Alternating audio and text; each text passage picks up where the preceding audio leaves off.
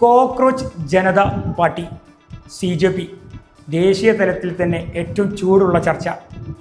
കേരളത്തിൻ്റെ നിയുക്ത മുഖ്യമന്ത്രിയുടെ പൂക്കി ചിരി, കൂടാതെ തമിഴകത്തെ വിപ്ലവം സൃഷ്ടിച്ച TVKയുടെ മുന്നേറ്റം ചർച്ച ചെയ്യപ്പെടേണ്ടതാണ്. 2025 നേപ്പാളീസ് ജെൻസി പ്രൊട്ടസ്റ്റ് എന്ന വിപ്ലവം യുവാക്കൾക്കിടയിൽ നിന്ന് ഉത്ഭവിച്ച് ഒരു രാജ്യത്തിൻ്റെ തന്നെ ഗതി മാറ്റിമറിച്ച പ്രക്ഷോഭം. യുവാക്കൾ നയിച്ച ആ പ്രക്ഷോഭം എന്തിനെന്നല്ലേ? രാഷ്ട്രീയ അഴിമതിക്കെതിരെ, കുടുംബാധിപത്യത്തിനെതിരെ, യുവാക്കളുടെ സോഷ്യൽ മീഡിയ പ്ലാറ്റ്ഫോമിൻ്റെ നിരോധനത്തിനെതിരെ. ഇതുണ്ടാക്കിയ വിപ്ലവം ചെറുതൊന്നുമല്ല. യുവാക്കൾക്കിടയിൽ, വിദ്യാർത്ഥികൾക്കിടയിൽ തുടങ്ങിവെച്ച ഈ വിപ്ലവം സർക്കാരിനെ തന്നെ താഴെയിറക്കാൻ കാരണമായി. നേപ്പാളിൻ്റെ പ്രൈം മിനിസ്റ്റർ രാജിവെച്ചു, ഇടക്കാല സർക്കാർ രൂപീകരിച്ചു, നിരോധിക്കപ്പെട്ട സോഷ്യൽ മീഡിയ പ്ലാറ്റ്ഫോമുകൾ വീണ്ടും സജീവമായി. ഇവിടെ എന്താണ് സംഭവിക്കുന്നത്? ജെൻസിയോടുള്ള ഭയമാണോ? അല്ലെങ്കിൽ കറപ്ഷൻ ജീവിതത്തിൻ്റെ ഭാഗമാക്കിയ സുഖലോലുപരായ ഭരണാധികാരികളുടെ ഉള്ളിലുള്ള ഭയമാണോ? ചർച്ച ചെയ്യപ്പെടേണ്ടതാണ്. ഇനി ഇന്ത്യയിലെ ജെൻസിയുടെ കണക്കൊന്ന് പരിശോധിക്കാം.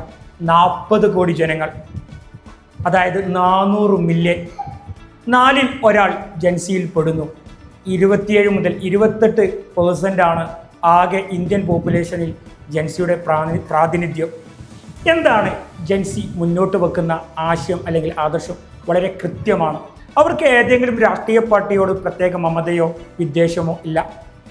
അവരുടെ അവകാശങ്ങൾ നേടിയെടുക്കാൻ അവർക്ക് സാധ്യമായ മാധ്യമങ്ങൾക്ക് മുന്നിലൂടെ അവർ പോരാടുന്നു. ഒരാളുടെയും ചെൽപ്പടിക്ക് നിൽക്കാതെ അവരുടെ അവകാശങ്ങളെ അവർ നേരിട്ട് സമൂഹത്തോട്, രാഷ്ട്രീയ നേതാക്കന്മാരോട്, വേണ്ടപ്പെട്ടവരോട് ചോദിക്കുന്നു എന്നുള്ളതാണ്. ഒരു ഭാഗത്ത് ജെൻസിയെ കുറ്റപ്പെടുത്തുമ്പോൾ, അവരെ മാറ്റി നിർത്തുമ്പോൾ, അവരെ അവഗണിക്കപ്പെടുമ്പോൾ അവരെക്കുറിച്ച് അറിയേണ്ട ചില യാഥാർത്ഥ്യങ്ങളുണ്ട്.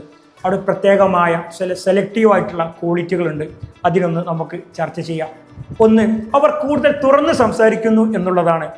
അതായത് ആ തുറന്ന് സംസാരിക്കലിലൂടെ ഇമോഷണൽ സ്റ്റെബിലിറ്റി അവർക്ക് നിലനിർത്താൻ കഴിയുന്നു എന്നുള്ളതാണ് അവിടെ ഏറ്റവും വലിയ ക്വാളിറ്റിയായി കണക്കാക്കപ്പെടുന്നത്. മറ്റൊന്ന് വർക്ക് ലൈഫ് ബാലൻസ് ആണ്.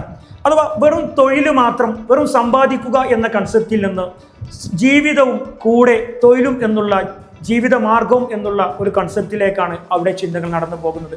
അഥവാ ബാലൻസ്ഡ് ആണ്. ജോലി ചെയ്യുന്നതിനോടൊപ്പം തന്നെ ജീവിതവും, ജീവിത വിശ്രമ സമയങ്ങളും അവർ കണ്ടെത്തുന്നു എന്നുള്ളത് അതൊരു ക്വാളിറ്റി തന്നെയാണ്. അടുത്തത് ഒതൻറ്റിസിറ്റി, യാഥാർത്ഥ്യബോധം. അവർക്ക് ചില രാഷ്ട്രീയ പാർട്ടികളുടെ, മതസംഘടനകളുടെ അഭിനയങ്ങളോടോ ഓവർ ആക്ടിങ്ങിനോടോ ഒന്നും താല്പര്യമില്ല. അവർ റിയാലിറ്റിയോട് അവർ പ്രതികരിക്കുന്നു. അതുകൂടാതെ തന്നെ മറ്റൊരു പ്രത്യേകതയാണ് സോഷ്യൽ ജസ്റ്റിസ് ആൻഡ് ഇക്വാലിറ്റി. അവർ സാമൂഹിക രംഗങ്ങളിൽ സജീവമായി ഇടപെടുന്നു. ചാരിറ്റി പ്രവർത്തനങ്ങളിൽ വളരെ താല്പര്യത്തോടെ ചേർന്ന് പ്രവർത്തിക്കുന്നു. അതുപോലെ തന്നെയാണ് ഫിനാൻഷ്യൽ ഇൻഡിപെൻഡൻറ്റും അവർ ആഗ്രഹിക്കുന്നു. സ്വന്തമായി വളരെ വേഗത്തിൽ ഒരു ജോലി നേടുക എന്നുള്ള ഒരു കോൺസെപ്റ്റും അവരുടെ ജീവിതത്തിൻ്റെ ഭാഗമാണ്. ലോകം അതിവേഗം മാറുകയാണ്, കൂടെ നമ്മളും മാറുക.